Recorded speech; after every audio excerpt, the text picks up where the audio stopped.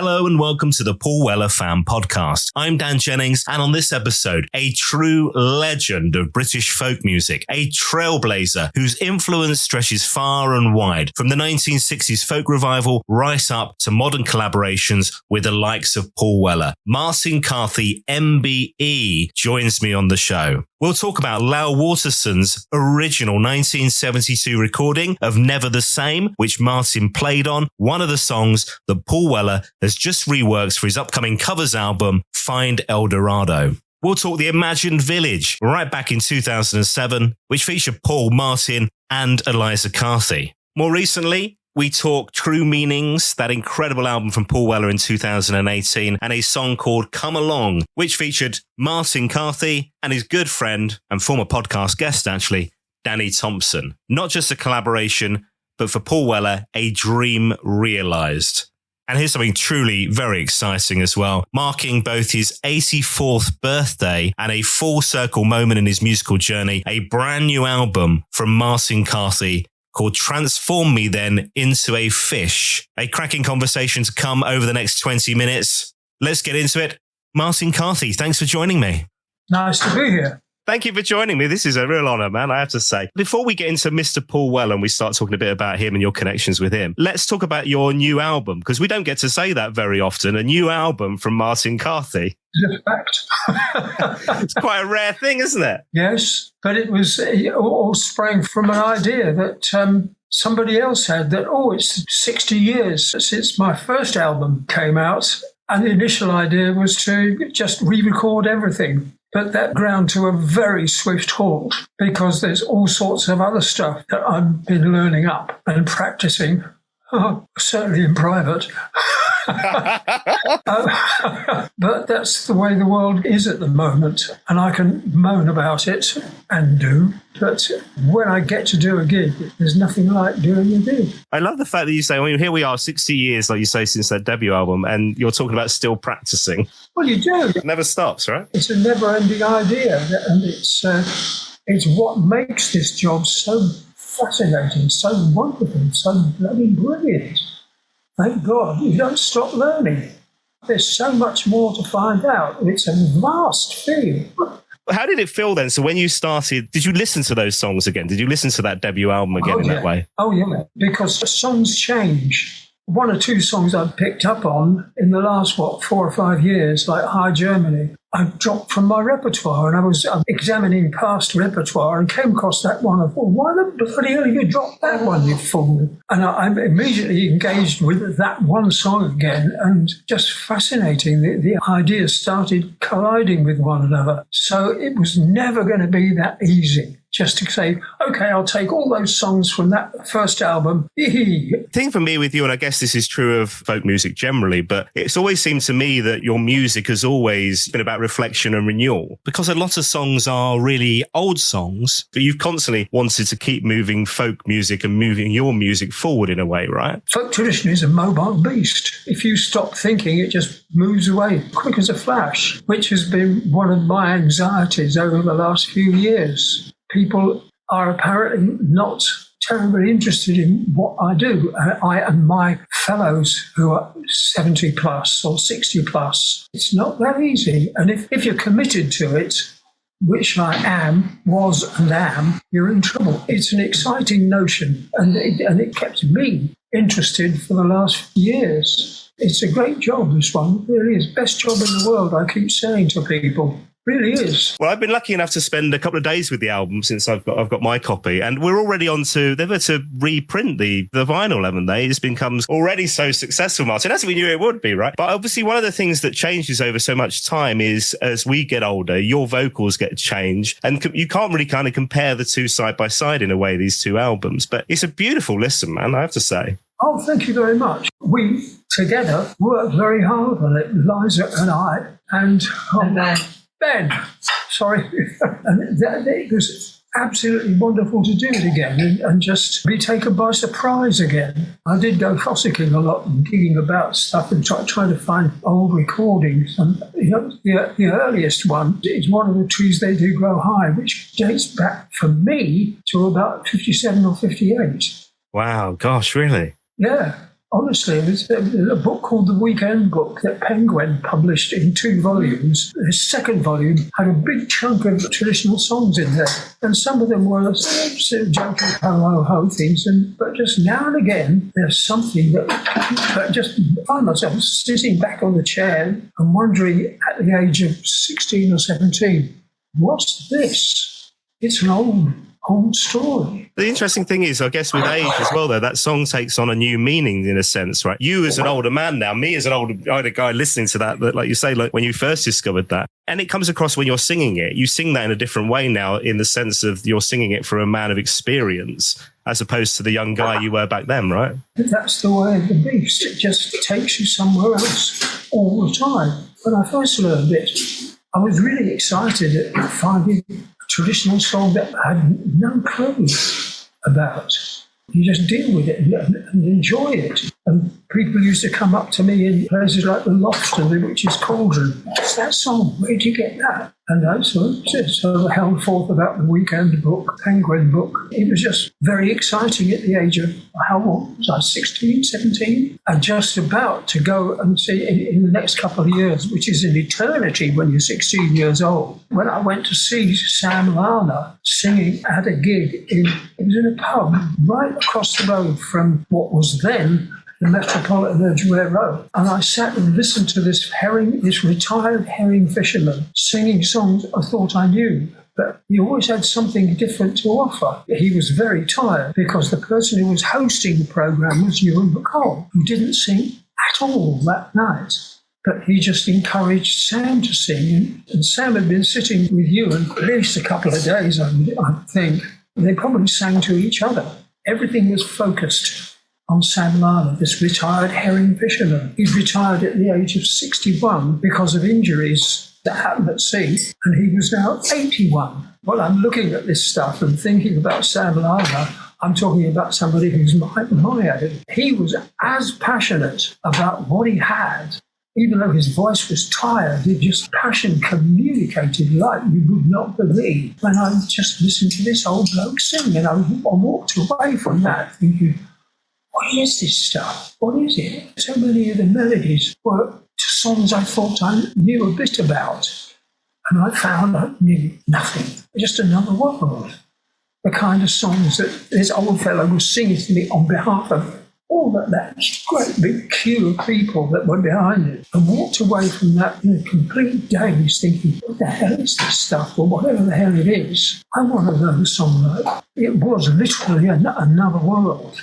When you come to revisit some of these songs, like I say, you're kind of bringing experience to them now. The other one I wanted to ask you about was A Begging I Will Go. You've been performing that song for, close to 60 years, right? That's never really left your repertoire, is it? Off and on. One of the things I discovered was that Ewan wrote the tune for that. One of the things that became a bit of an issue, because if a song had a tune which he thought was not very interesting, he would write an interesting tune. Ewan wrote very, very good tunes. He really did. I moved in and out of that song over the years, and then the temptation to add your own little bit was far too great when I realised that Ewan had rewritten that. As the years went on, I invented more and more. I really enjoyed doing it and began to realise that what this music is, dead simple, what is mobile. It's not done and dusted. This is the way of the song. This is the way it is. It demands that you do something yourself. Just stick something in that maybe compromises somebody somewhere along the line, but it's all honourable and honest. I love that. These are like building blocks, aren't they, in a way, where you're kind of building on the foundations of the song to create something new, right? Yeah. That's what traditional song is. It always is on the move. And it can mean leaving stuff out. But on the other hand, it can be just reimagining something. It happens to be 200 years old. What happens between then and now? It's important, I think. Let me ask you about the album cover. Am I right in thinking that it's the unexpected guest is the idea of the empty chair? Is that right?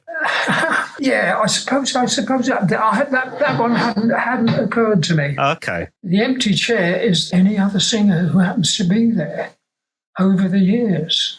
That song comes from the song You Mariners All, and it's the last verse. when I'm in my grave and dead and all my sorrows are past and fled, transform me then into a fish. The last line is, and let me swim in a jug of this. All that water all around represents how many thousand years of music. Like I say, it's been a delight to spend time with the album. I'll ask you a couple of questions about it again before we wrap up. Let's talk Paul Weller, as it is the Paul Weller Fan Podcast. And there have been a few connections with Paul over the years. You first played with Paul on the Reimagined Village project, which was Simon Emerson's thing. Eliza was involved, Shima Mukherjee, who we'll talk about in a bit as well. It was one of the first things that Simon Emerson did. He put the two of us together singing, I presume it was John Barleycorn. And it was fabulous to be singing with him because, you know, he's just a working class kid and he really connected with that song. He worked, well, I salute him because he worked bloody hard. It's one of those old-fashioned tunes that is not easy, really is not easy. And he studied it and he studied it and he studied it. He wasn't doing any imitating. He just wanted to find out how this old-fashioned tune, you want to know why it works so well. And he just really got into it. It led him towards other kinds of music, I think. But that's the great thing about what I do. I've been led towards all sorts of other things, actually realising life ain't that simple. My special love happens to be that vast area of music called traditional music. And it's so exciting. It means going back into much older books. You find yourself playing with the language because that's your job.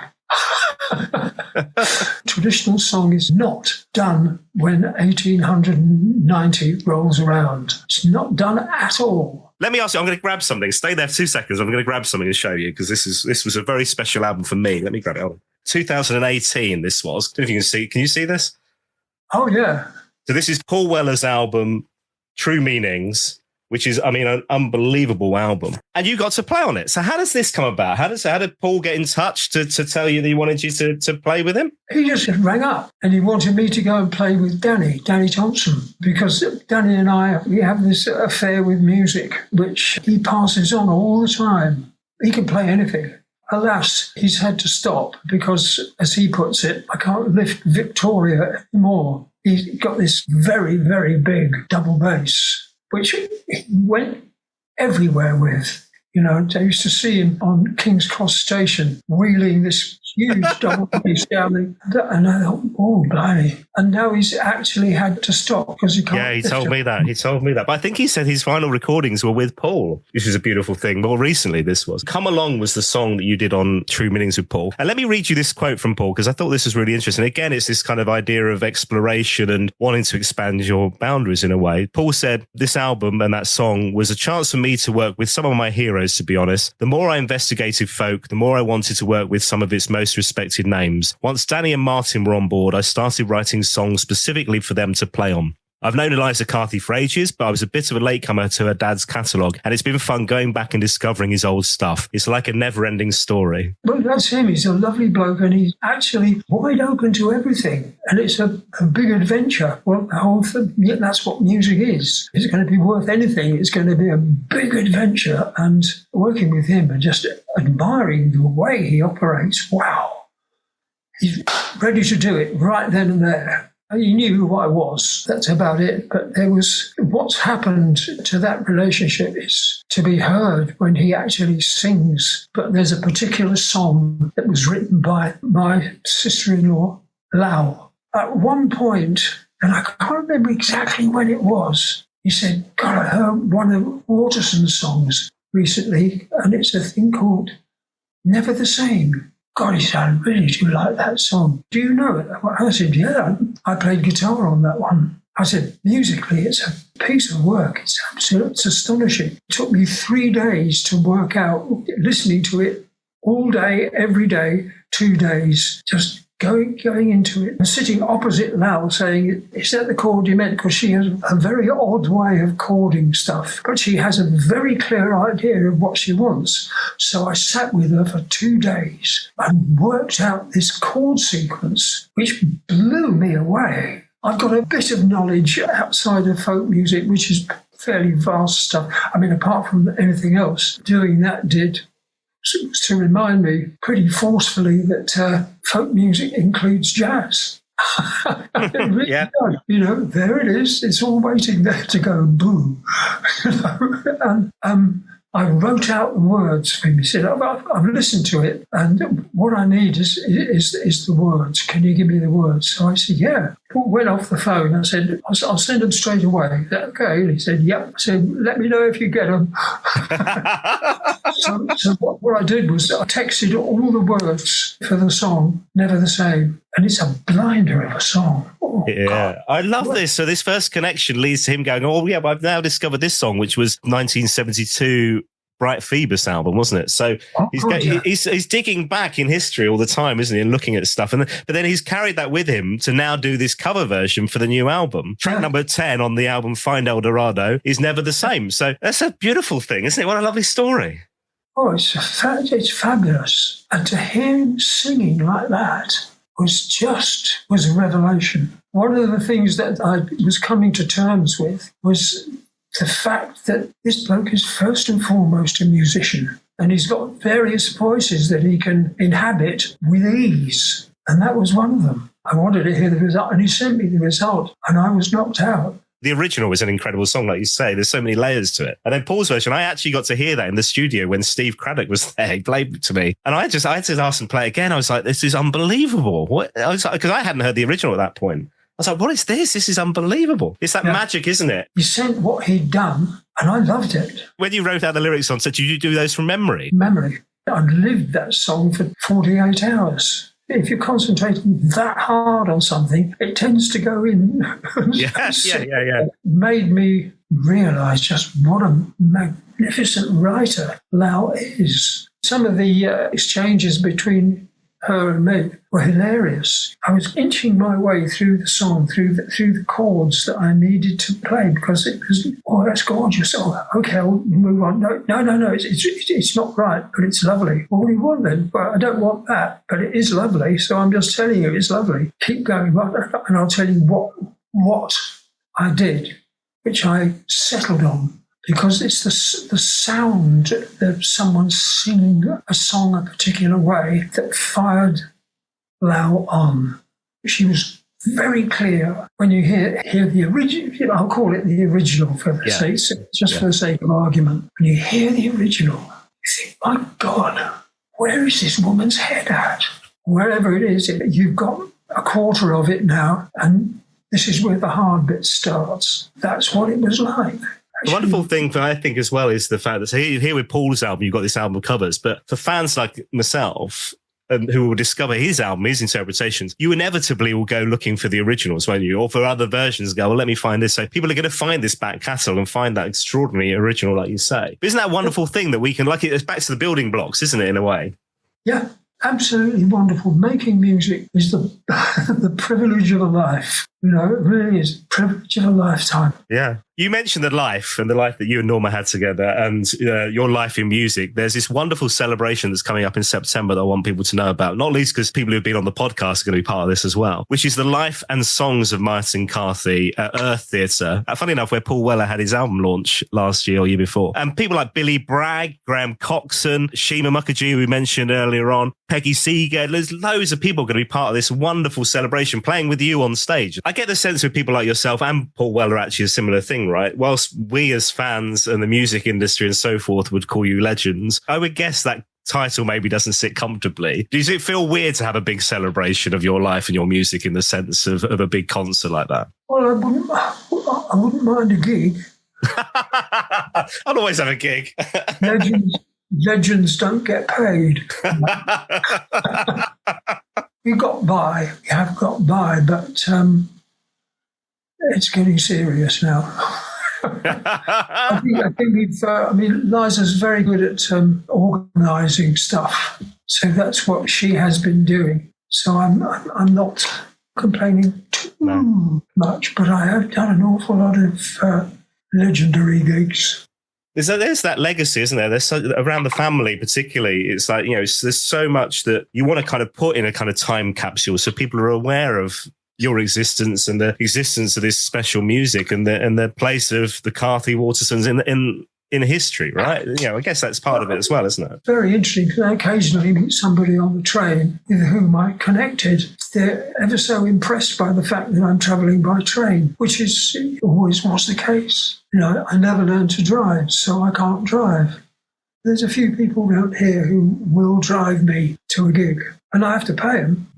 Martin, this has been such a delight. Thank you so much. Now, before we go, let me remind people of the new album, Transform Me Then Into a Fish, which is available right now. There are still some signed copies as well. transformmethenintoafish.com is where you'll find the LP. It's very exciting doing this album, and we had a great time doing this album for me. It does feel like a full circle moment in a sense as well, like say coming back to that kind of debut album released on your birthday. Well, yeah, it was Eliza's idea to use your birthday. And 60 years ago, you made an album which was really highly thought of.